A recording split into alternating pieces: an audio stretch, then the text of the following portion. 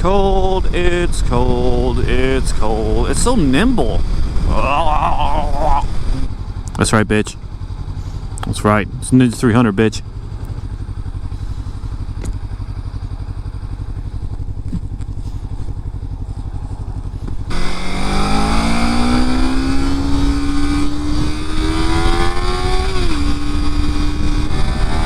Yeah!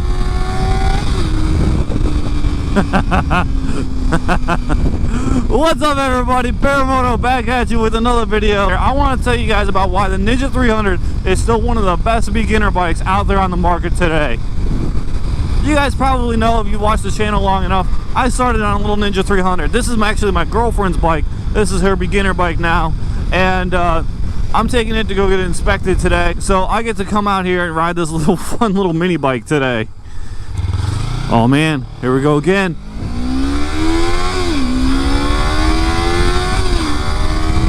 Oh my god, this thing is so cute. So I think this is probably one of the best beginner bikes you could possibly buy, and I think that for several different reasons. Starting off, it's affordable.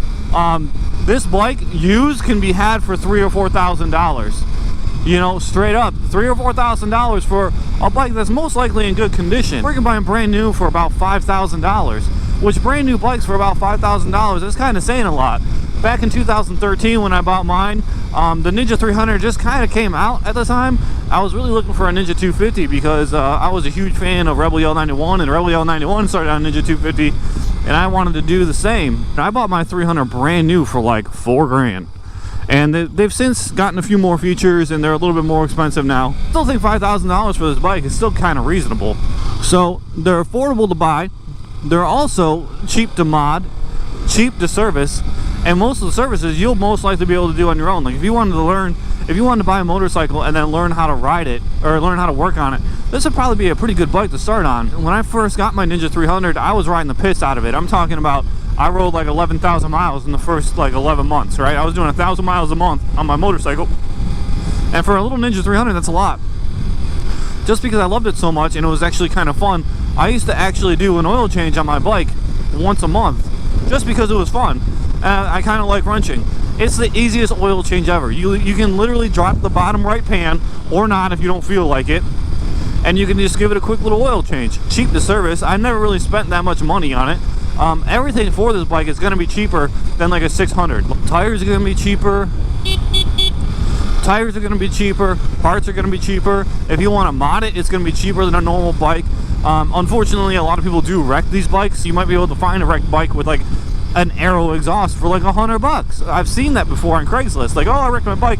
Now, pardon it out. Here's an Aero exhaust for $100. It's like, in contrast, an Aero exhaust from my Panigale for like a can is like $1,500. This bike is super beginner friendly. Like, it's got that magical about like 34, 36 horsepower.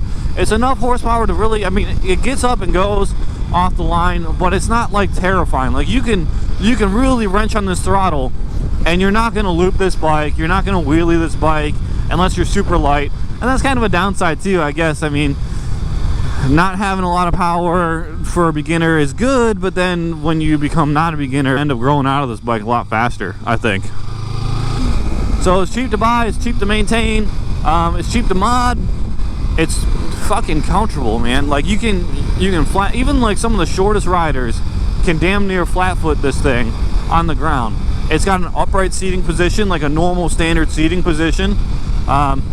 There's really nothing bad about it, you know. Like you can stay out like this for a long time. When I actually had my Ninja 300, I actually rode my Ninja 300 from like Cleveland, Ohio to Washington, D.C. one week, and then the next week I rode it from Cleveland, Ohio to New York City. Like, I literally rode my bike everywhere. Like, I just turned around like the next week, like, oh, let's do another 600-mile road trip. You know, it really opened the doors for me for being like a road trip bike. You know, like I would have no problem road tripping this bike right now across the country because I've done it before and it handles fucking flawlessly. It really is a fantastic bike, especially for road trips, especially for being comfortable and riding down the road. As you can see, this road is 45 miles an hour. I was passing people without really trying. Normal traffic conditions, this bike has the perfect amount of power, especially for a beginner. And for a beginner, this is probably going to be one of the faster things you probably have ever ridden. I don't care what anybody says. It doesn't matter how small your bike is. If you're on a bike, you're probably one of the faster things on the road, right? So we got cost, availability, comfortability. This thing's very comfortable. It's road trip ready. It's powerful enough to get you up and around in traffic without a problem. Zero problems whatsoever. I told you guys that they're cheap to buy and maintain. At the same point, they're also going to be cheap to insure. This bike is dirt cheap to insure. I think I only spent like $30 a month when I had mine. Of course, I was 25, so you're over that age of expensive insurance. But it was like $30 a month to insure. It was really nothing. It was almost like an administrative cost for the insurance company. Like, there was really nothing to it. This thing gets hella good gas mileage. You could joyride this thing around the city and only fill it up like once a week. And you're talking about like $12, $15 gas bill for a week's worth of having fun. And that's something you really can't beat. The cost versus fun factor of this bike is just awesome.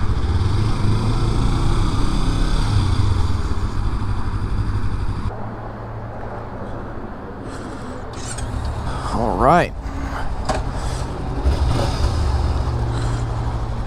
Listen to that baby purr. Can you guys hear it? So to the observant viewer, something is different. Got new glovies. These things are stiff as fuck though. Gloves have always been the thing that I cheap out on the most whenever I get new gear. Like, I'm always rocking $30, $40 gloves. Today ended all that.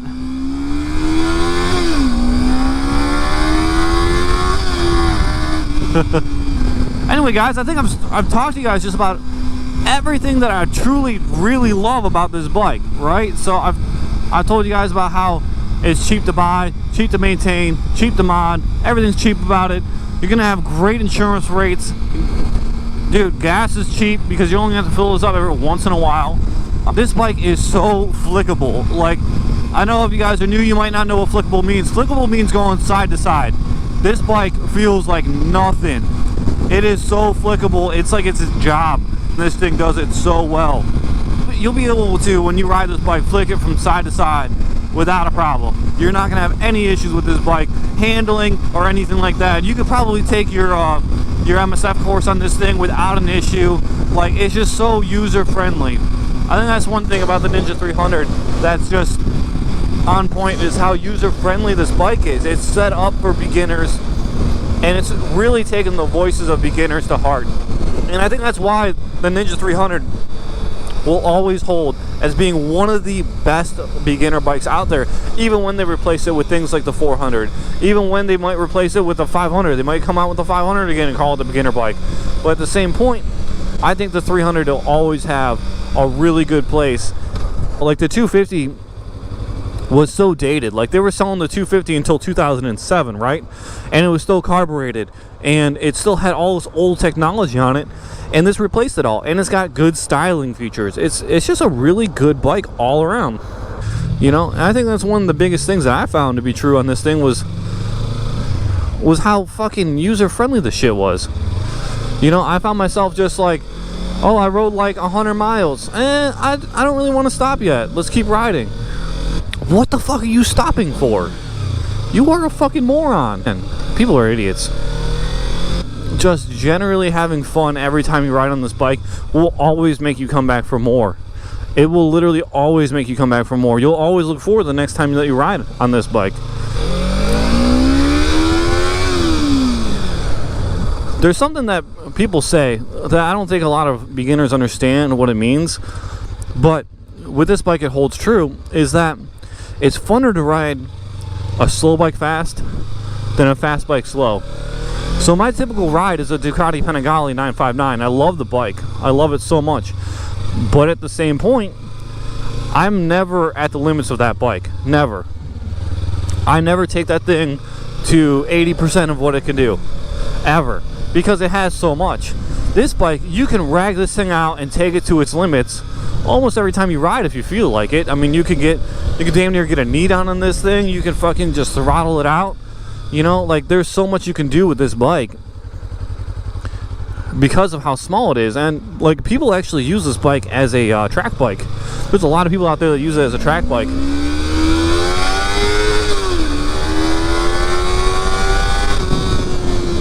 was the rev limiter. I hit the rev limiter on this thing.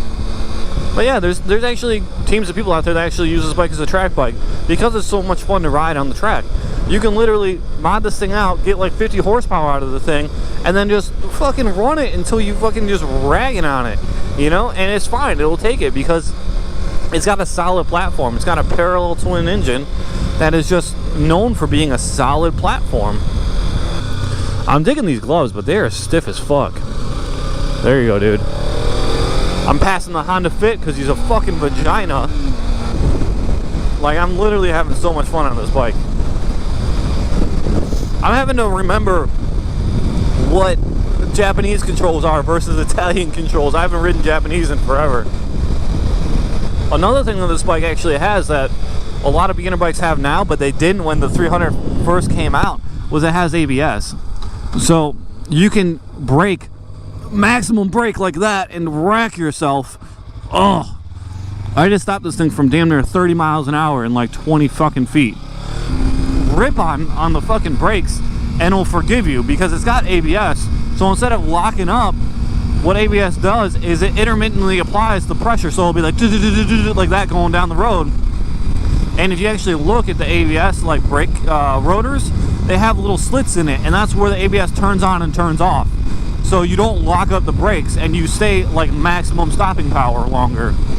But I mean, that's just another good thing from Kawasaki. I truly love Kawasaki. That's where this road goes. I pass this road all the time and I never know where it goes.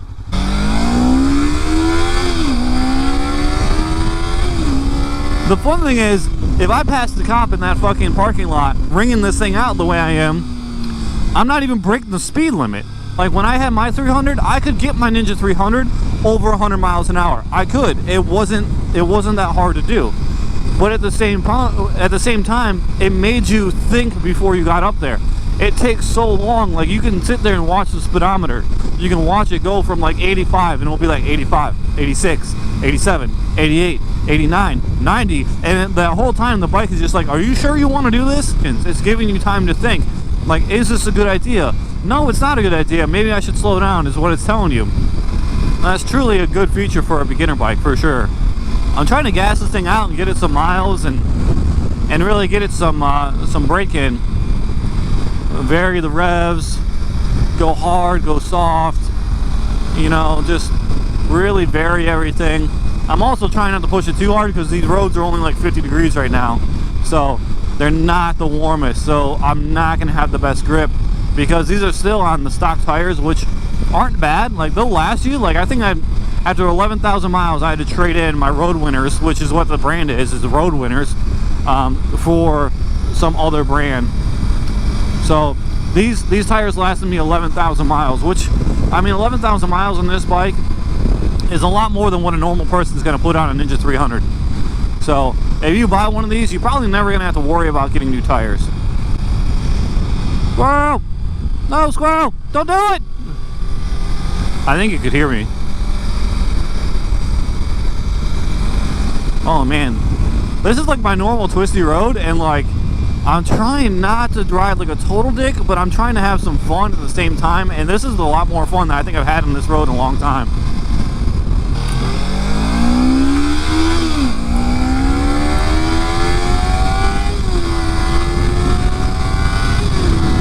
Woo!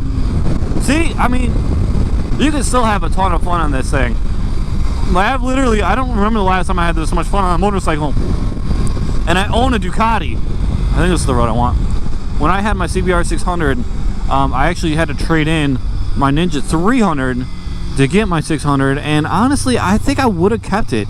I think the only reason why I didn't keep my Ninja 300 is that I was fixing to move, and I knew I was fixing to move, and I knew I couldn't move two bikes. Like, I don't have enough money to move out on my own, you know, have nobody to help me out with bills, and also have two motorcycles. So I sold my 300 knowing that that was going to be the future. So if I could have financially made it happen, I would have made it happen. And you know what, honestly, like the 600, I probably would have just left that to be like a fun little bike, like a weekend bike kind of, and then I would have kept the 300 for like my daily commuter and everything. And like, this is an amazing daily commuter bike. Like, honestly, like, It's got more power than you need in traffic, especially if you're in like a city environment, like a stop and go kind of traffic environment. It's got more power than you'll ever need to navigate all that. It's comfortable enough that if you end up sitting in traffic for a long time, you're fine. It doesn't matter to you. It's stolen, you're not out $20,000. You have to go find another $4,000 motorcycle, you know, and that's pretty awesome, to be honest with you. You know, my bike, I didn't pay the sticker price because I had trade-in and everything like that, and they gave me a good deal as well. But like, my bike cost me $16,000. You know, that's the sticker price on a 2018 Ducati Panigale 959. You know, that's expensive for a bike, at least for me. I mean, you could buy like a brand new ZX10 for about that much. This is a fun fucking road.